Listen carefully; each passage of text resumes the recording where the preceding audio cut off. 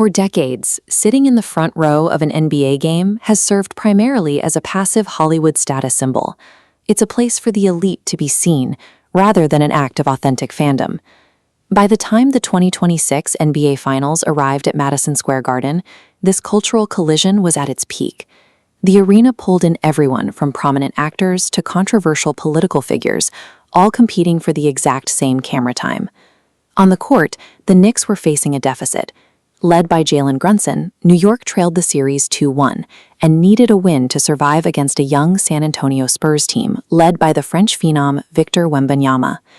This chart tracks NBA Finals viewership over the last 2 decades. You can see a significant spike right here. The broadcast pulled in 23.8 million viewers, the highest audience for a finals game since Michael Jordan's last championship run in 1998. Right in the middle of this high-stakes environment sat Taylor Swift. But instead of wearing a luxury brand to match the courtside status quo, she arrived in a homemade, pun-heavy Stevie Nicks t-shirt. The shirt is a piece of wordplay playing off the rock icon Stevie Nicks, using the team's name to create a visual inside joke. By choosing a DIY pun over a designer label, Swift suggests that personal, authentic engagement can communicate across disparate audiences more effectively than traditional celebrity branding. Sports fandom operates on a system of cultural credentialing. Longtime fans often reject celebrity appearances without documented historical proof of loyalty to the team. In New York, that loyalty is defined by figures like Spike Lee, a superfan who has sat courtside through the Knicks' most difficult seasons. Swift has her own history with the team. Her Knicks fandom dates back to 2014, and she famously performed at a kids' talent competition at Madison Square Garden when she was just 13 years old. That loyalty held even during the Eastern Conference Finals in Cleveland. She maintained her New York ties while her fiancé, Travis Kelce, was actively cheering for his home state Cavaliers.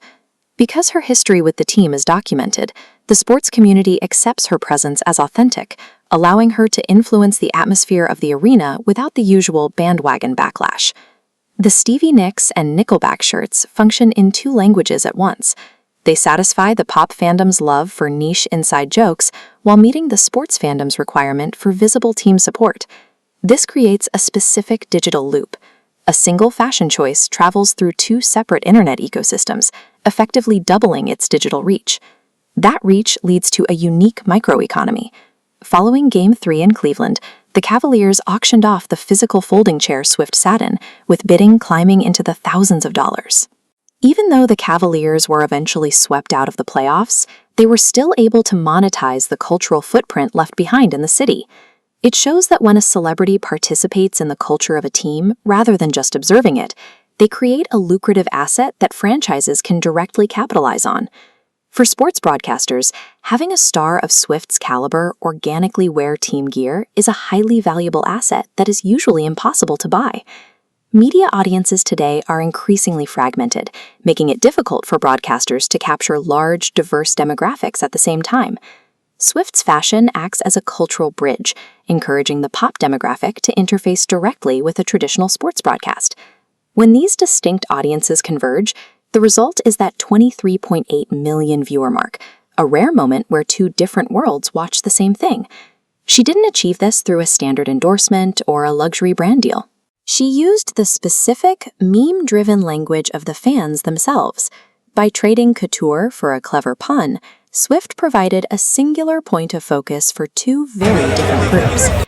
It suggests that the most effective way to unify modern media isn't through high-budget production, but through the authentic, creative language of the people in the front row.